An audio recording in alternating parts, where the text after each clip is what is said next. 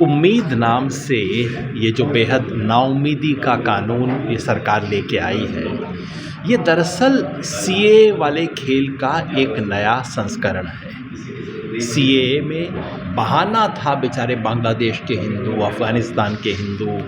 खेल था कि हिंदुस्तान के मुसलमान को सेकंड रेट सिटीजन बना देना है।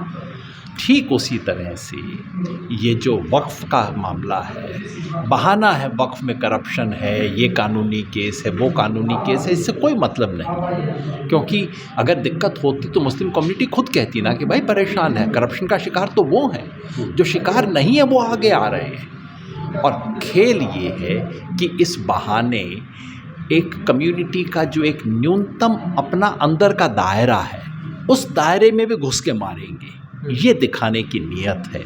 ये किसी एक कम्युनिटी पे हमला नहीं है, किसी मुसलमान पे सिर्फ हमला नहीं है, ये सब इस देश की बुनियाद पे हमला करने के बहाने हैं, ताकि एक वक्त पे किसी एक को पकड़ा जाएगा, दूसरे वक्त किसी दूसरे को पकड़ा जाएगा और सब अलग अलग रहें, छितर जाएं, यही षड्यंत्र है। लेकिन सर, पार्लियामेंट के अंदर गृह मंत्री वो कहते हैं कि पार्लियामेंट का कानून है, ये सबको मानना पड़ेगा। एक भाषा जिस तरह से गृह मंत्री की देखी गई, कैसे देख सकते हैं? देखिए, इसमें तो कोई शक ही नहीं है कि इस देश का कानून हर एक को मानना पड़ता है, लेकिन कानून अपने आप में सही है या गलत है, ये पूछने का हक तो इस देश में सबका बनता है ना, हर इंसान का बनता है, हर नागरिक का बनता है।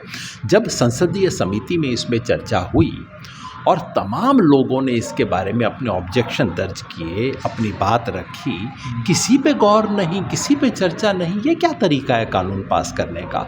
तो मेरी नज़र में ये सिर्फ एक समुदाय पे हमला नहीं है, ये हिंदुस्तान की बुनियाद पे हमला है और इसके लिए कानूनी लड़ाई लड़नी होगी, लोकतांत्रिक तरीके से सड़क की लड़ाई लड़नी होगी, शांतिपूर्ण तरीक़ों का इस्तेमाल करते हुए जो हमारे संविधान में अवेलेबल है, और जो जहर और झूठ फैलाया जा रहा है पूरे देश में, उसके खिलाफ विचारों की लड़ाई लड़नी। लेकिन सर, जो प्रोटेस्ट कर रहे हैं, काली पट्टी बांध के विरोध दर्ज करा रहे हैं, उनके पास नोटिस भेजे रहे हैं। उत्तर प्रदेश में देखा आपने कि उत्तर प्रदेश में तो सुप्रीम कोर्ट ने भी अभी कह दिया है ना कि उत्तर प्रदेश में संविधान का राज है या नहीं, ये तो ऊपर वाला जानता है।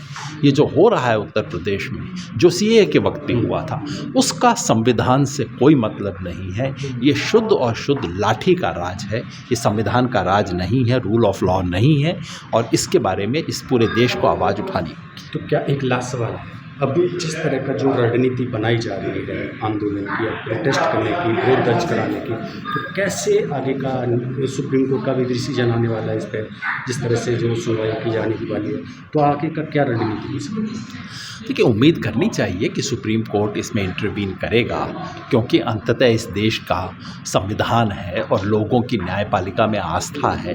तो उम्मीद करनी चाहिए कि अगर इस देश के संवैधानिक ढांचे पे हमला होता है तो सुप्रीम कोर्ट बचाने आएगा, लेकिन कब आएगा, कितनी जल्दी आएगा, कितनी देरी से आएगा, इस सब का कोई जवाब नहीं है, कोई इनका उत्तर नहीं जानता। लेकिन इसलिए उसके साथ साथ ज़मीन पर संवैधानिक और शांतिपूर्वक तरीके से ज़मीन पर भी खड़े होना ज़रूरी है। एक आवाज़ को एक बड़े स्तर पर उठाना भी बेहद ज़रूरी है। मैसेज क्या देंगे आज के दिन, जिस तरह से माहौल पैदा हो रहा है देश में? मैं फिर यही कहूँगा कि खेल ये है कि प्रोवोक किया जाए, खेल ये है कि देश को हिंदू मुसलमान में फिर बांटा जाए। प्रोवोक नहीं होना है, वो चीज़ें नहीं करनी है जो बीजेपी सोच रही है कि आप करेंगे। जैसे ही वो चीज़ें की तो बीजेपी के बनाए हुए खड्डे में पाँव दिया, उससे बच के रहना है। सब लोगों को मिल के इस देश की बुनियाद की रक्षा करना है। यूपी के चुनाव को देखते हुए ऐसा हो रहा है? छोड़िए चुनाव। सर, एक सवाल सर, वक्फ कानून को लेकर आप लोगों ने अभी बैठक की, उस बैठक में हुआ क्या सर, क्या बात? देखिए, बैठक अभी शुरू हुई है, मैं पूरी बैठक के बारे में कह दूं ठीक नहीं है ना। बैठक तो अभी शुरू हुई है और मुझे जाना पड़ा है अपनी किसी मजबूरी के चलते, तो अभी तो मुद्दे रखे गए हैं, सारे लोगों की राय आएगी, लोग बताएंगे क्या करना, और उससे एक नियम, एक ओवरऑल पॉलिसी तय होगी। जो भी तय होगा उसके हम साथ हैं।